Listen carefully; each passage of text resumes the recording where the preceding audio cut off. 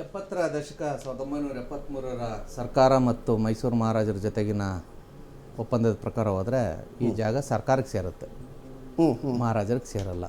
ಎರಡನೇದು, ಜಯಚಾಮರಾಜೇಂದ್ರ ಒಡೆಯರ್ ಅವರಿಗೆ ಸರ್ಕಾರದ ವತಿಯಿಂದ ಏನೇನು ಕೊಡಬೇಕು ಅದೆಲ್ಲವನ್ನು ಕರ್ನಾಟಕ ಸರ್ಕಾರ ಅಂದರೆ ಅಂದಿನ ಮೈಸೂರು ಸರ್ಕಾರ, ಕೇಂದ್ರ ಸರ್ಕಾರ ಎಲ್ಲ ಕೊಟ್ಟು ಕ್ಲಿಯರ್ ಕಟ್ಟಾಗಿ ಇದು ಮಾಡ್ಕೊಂಡು ಹೋಗಿದೆ. ಬಟ್ ಈ ವಿಚಾರಗಳನ್ನು ನಾವು ಸಾರ್ವಜನಿಕವಾಗಿ ಹೇಳಿದ್ರೆ ಈ ಸಾರ್ವಜನಿಕರಿಗೆ ಯಾವಾಗಲೂ ಅಷ್ಟೇ ಅರಮನೆಯ ಬಗ್ಗೆ, ಮೈಸೂರು ಅರಸರ ಬಗ್ಗೆ ಒಂದು ಅಗಾಧವಾದಂಥ ಪ್ರೀತಿ ಮತ್ತು ಬಾಂಧವ್ಯ ಜಾಸ್ತಿ. ಅವರು ಪದೇ ಪದೇ ಇದೊಂದು ಹೇಳ್ತಾರೆ ಸಾರ್ವಜನಿಕರು, ಏನೇ ಆಗಲಿ ಬಿಡ್ರಿ, ಎಂತೆಂಥ ಕಳ್ರೋ ತಿಂತಾರೆ, ನಮ್ಮ ಮಹಾರಾಜರು ತಿನ್ನಲಿ ಅಂತ ಕೊಡ್ತಾ ಹೋಗ್ತಾರೆ. ಎಷ್ಟು ತಲೆಮಾರು ಇದನ್ನು ಕೊಡಬೇಕು ಅನ್ನೋದು ಕೂಡ ಈಗ ಪ್ರಶ್ನೆ ಆಗುತ್ತೆ. ಜಯಚಾಮರಾಜೇಂದ್ರ ಒಡೆಯರು ಅಧಿಕೃತವಾಗಿ ಯದುವಂಶದ ಕೊನೆಯ ದೊರೆ. ಅವರು ದೊರೆಯಾಗಿ ಇಳಿದ ಮೇಲೆ ಎಷ್ಟೋ ವರ್ಷಗಳ ನಂತರ ಅವ್ರಿಗೊಬ್ಬ ಮಗ ಹುಡ್ತಾನೆ. ಅವರೇ ಶ್ರೀಕಂಠದತ್ತ ನರಸಿಂಹರಾಜ ಒಡೆಯರ್ 1953ರಲ್ಲಿ.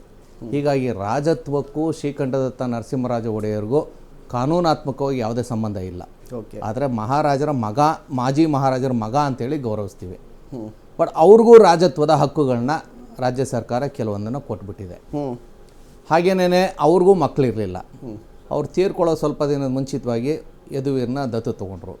ಈಗ ಅವ್ರಿಗೂ ರಾಜತ್ವದ ಗೌರವವನ್ನು ಸರ್ಕಾರ ಕೊಟ್ಬಿಟ್ಟಿದೆ. ಇದು ಒಂದು ರೀತಿಯಲ್ಲಿ ಕಾನೂನಿಗೆ ವಿರುದ್ಧವಾದದ್ದು, ಸಂವಿಧಾನಕ್ಕೆ ವಿರುದ್ಧವಾದದ್ದು.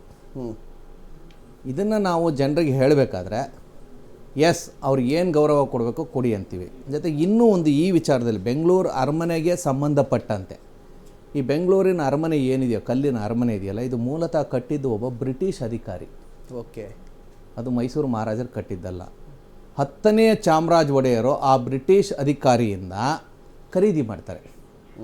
ಆ ಖರೀದಿ ಮೂಲ ಮದರ್ ಡೀಡಲ್ಲಿ ಏನಿದೆ ಅನ್ನೋದನ್ನು ಕರೆಕ್ಟಾಗಿ ಸರ್ಕಾರ ಮತ್ತು ಇವರೆಲ್ಲ ಇಟ್ಬಿಟ್ರೆ ಸತ್ಯ ಅನ್ನೋದೇನು ಗೊತ್ತಾಗ್ಬಿಡುತ್ತೆ. ಈಗ ಅಲ್ಲಿ 400 ಚಿಲ್ಲರೆ ಎಕರೆ ಅಂತ ಹೇಳ್ತಾರೆ, 472 ಎಕರೆ 16 ಗುಂಟೆ ಅಲ್ವಾ. ಮೂಲ ಮದರ್ ಡೀಡಲ್ಲಿ ಆ ಬ್ರಿಟಿಷ್ ಅಧಿಕಾರಿಯಿಂದ 10ನೇ ಚಾಮರಾಜ ಒಡೆಯರವರು ಖರೀದಿ ಮಾಡಿರುವಂಥ ಅರಮನೆ 13 ಎಕರೆಗೆ ಮಾತ್ರ ಸೀಮಿತ ಇದೆ. ಮಿಕ್ಕಿದ್ದೆಲ್ಲ ಅನ್ಆಥರೈಸ್ಡ್ ಲ್ಯಾಂಡು. ಅಂದರೆ ಆ ಬ್ರಿಟಿಷ್ ಅಧಿಕಾರಿಗೂ ಸೇರಿದ್ದಲ್ಲ, ಮೈಸೂರು ಮಹಾರಾಜರಿಗೂ ಸೇರಿದ್ದಲ್ಲ. ಅದು ಅನ್ಆಥರೈಸ್ಡು ಅಥವಾ ಯಾವ ವ್ಯಕ್ತಿಗೂ ಸೇರಿಲ್ಲ ಅಂದರೆ ಅದು ಸರ್ಕಾರದ ಪ್ರಾಪರ್ಟಿನೇ. ಸೊ ಹೀಗಾಗಿ ಅದು ಸರ್ಕಾರದ ಪ್ರಾಪರ್ಟಿ ಆಗುತ್ತೆ. ನಾನು ಸರ್ಕಾರದಲ್ಲಿ ಮನವಿ ಮಾಡ್ಕೊಳ್ಳೋದು ಇಷ್ಟೇನೆ, ಆ ಮೂಲ ಅಗ್ರಿಮೆಂಟ್ ಇದೆಯಲ್ಲ, 10ನೇ ಚಾಮರಾಜ ಒಡೆಯರು ಅವ್ರು ತೀರ್ಕೊಂಡಿದ್ದು 1894ರಲ್ಲಿ. ಅದಕ್ಕೆ ಮೊದಲು ಅವ್ರ ಪಟ್ಟಕ್ಕೆ ಬಂದಿದ್ದು 1881ರಲ್ಲಿ. 1881ರಿಂದ 1894ರ ನಡುವೆ ಯಾವುದೋ ಒಂದು ವರ್ಷದಲ್ಲಿ ಆ ಜಮೀನನ್ನು ಖರೀದಿ ಮಾಡಿದ್ದಾರೆ. ಆ ಮದರ್ ಡೀಡ್ ಇಟ್ಕೊಳ್ಳಿ ಸರ್ಕಾರದವರು, ನಿಮ್ಮ ಯಾವುದಾದೋ ಕಾನೂನು ಇಲಾಖೆ ಮೂಲಕ ತರಿಸಿ. ಅದರ ಮೂಲಕ ಅದಕ್ಕೆ ಮೈಸೂರಿನ ಒಡೆಯರ ಇವತ್ತಿನ ಕುಡಿನೂ ಕೂಡ ಬಾಧ್ಯಸ್ಥರಾಗ್ತಾರೆ ಅಂತ ಒಪ್ಕೋಬೋದೇನೋ ಒಂದು ರೀತಿಯಲ್ಲಿ. ಆದರೆ ಉಳಿದಿರೋ ಜಾಗ ಇದೆಯಲ್ಲ, ಅವರಾಗಲ್ಲ. ಇನ್ನೂ ಒಂದಿದೆ, ಗೆಜೆಟಿಯರ್ನ ಪ್ರಕಾರ ಹೋದರೆ ಈ ಮೇಕ್ರಿ ಸರ್ಕಲ್ನಲ್ಲಿ ಕೆಂಪೇಗೌಡರ ಗೋಪುರ ಇದೆ.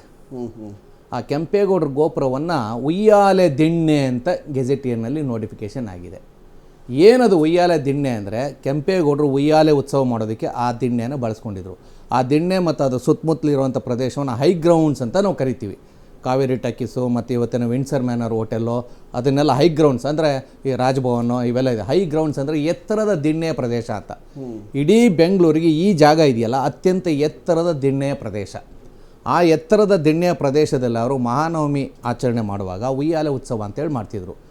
ಬಹುಶಃ ಅದು ಪೂರ್ವಕ್ಕಿದೆ, ಕರೆಕ್ಟಾಗಿ ಕೆಂಪೇಗೌಡರ ಗೋಪುರ ಏನಿದೆ ಅದ್ರ ಪೂರ್ವಕ್ಕಿದೆ. ಆ ಉಯ್ಯಾಲೆ ಉತ್ಸವ ಮಾಡೋದಕ್ಕೆ ಆ ಜಾಗವನ್ನು, ಅರಣ್ಯವನ್ನು ಕಡಿದು ಮಾಡಿದ್ರು ಅಂತಲೂ ಒಂದು ದಾಖಲೆ ಇದೆ. ಸೊ ಹೀಗಾಗಿ ಈಗ ನಾವು ಮೈಸೂರು ಮಹಾರಾಜರಿಗೆ ಈ ಸಂಬಂಧಪಟ್ಟಂಥ ಅರಮನೆ ಜಾಗ ಇದೆಲ್ಲವನ್ನು ಕೊಡ್ತೀವಿ ಅನ್ನೋದಾದರೆ ಅವ್ರಿಗೆ ಎಲ್ಲಿಂದ ಬಂತು ಅನ್ನೋದನ್ನು ಮೂಲ ಹುಡ್ಕೊಂಡು ಹೋಗ್ಬೇಕಾಗುತ್ತೆ. ಅದನ್ನೇ ಮದರ್ ಡೀಡ್ ಅನ್ನೋದು. ಮೈಸೂರು ಮಹಾರಾಜರಿಗೆ ಈ ಎಲ್ಲ ರಾಜ್ಯ ಹೇಗೆ ಬಂತು? ವಿಜಯನಗರದ ಅರಸರಿಂದ ಬಂತು. ವಿಜಯನಗರದ ಅರಸರಿಗೆ ಹೇಗೆ ಬಂತು? ಹೊಯ್ಸಳರಿಂದ ಬಂತು. ಹೊಯ್ಸಳರಿಗೆ ಎಲ್ಲಿಂದ ಬಂತು? ಚೋಳರಿಂದ ಬಂತು.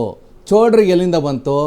ತಲಕಾಡು ಗಂಗರಿಂದ ಬಂತು. ತಲಕಾಡು ಗಂಗರು ಈ ನಾಡಿನ ಈ ಪ್ರಾಂತ್ಯದ ಮೊದಲ ಕನ್ನಡದ ದೊರೆಗಳು. ಅವ್ರಿಗಿಂತ ಹಿಂದೆ ಪಲ್ಲವರಿದ್ದರು, ಅವ್ರಿಗಿಂತ ಹಿಂದೆ ಮೌರ್ಯರಿದ್ದರು.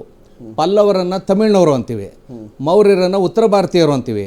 ಸೊ ಹೀಗಾಗಿ ಆ ಇಬ್ಬರನ್ನು ಹೊರಗಡೆ ಇಟ್ಬಿಟ್ರೆ, ಯಾರನ್ನ? ತಮಿಳ್ನವ್ರನ್ನ ಮತ್ತು ಉತ್ತರ ಭಾರತೀಯರನ್ನ. ಮೂಲ ಇಲ್ಲಿದ್ದವ್ರು ಯಾರು? ಗಂಗರು. ಹೀಗಾಗಿ ಬೆಂಗಳೂರಿನ ಅರಮನೆ ಇದೊಂಥರ ವಿತಂಡವಾದ ಥರ ಕಾಣ್ಬೋದು, ವಿಚಿತ್ರವಾಗಿ ಕಾಣ್ಬೋದು. ಆದರೆ ಮದರ್ ಡೀಡ್ ಅನ್ನೋ ಕಾನ್ಸೆಪ್ಟನ್ನು ಯಾರು ಗೌರವಿಸ್ತಾರೆ ಆ ಆಧಾರದಲ್ಲಿ ಹೇಳೋದಾದರೆ ಇದರ ಮೂಲ ಮಾಲೀಕರು ಗಂಗರಾಗ್ತಾರೆ. ಗಂಗರಿಂದ ಅದು ಚೋಳ್ರಿಗೆ ಹೋಗಿರುತ್ತೆ, ಚೋಳರಿಂದ ಹೊಯ್ಸಳರಿಗೆ ಹೋಗಿರುತ್ತೆ, ಹೊಯ್ಸಳರಿಂದ ವಿಜಯನಗರದ ಅರಸರಿಗೆ ಬಂದಿರುತ್ತೆ, ವಿಜಯನಗರದ ಅರಸರಿಂದ ಮೈಸೂರಿಗೆ ಬಂದಿದೆ, ಮೈಸೂರು ಅರಸರಿಂದ ರಾಜ್ಯ ಸರ್ಕಾರಕ್ಕೆ ಬಂದಿದೆ. ಓಕೆ, ಹಸ್ತಾಂತರಗಳಾಗಿರೋದು. ಹೀಗಾಗಿ ಅಲ್ಟಿಮೇಟ್ಲಿ ಕರ್ನಾಟಕ ರಾಜ್ಯ ಸರ್ಕಾರ ಇದರ ಇವತ್ತಿನ ನಾಯಕರು ಅಂದರೆ ಮಾಲೀಕರು.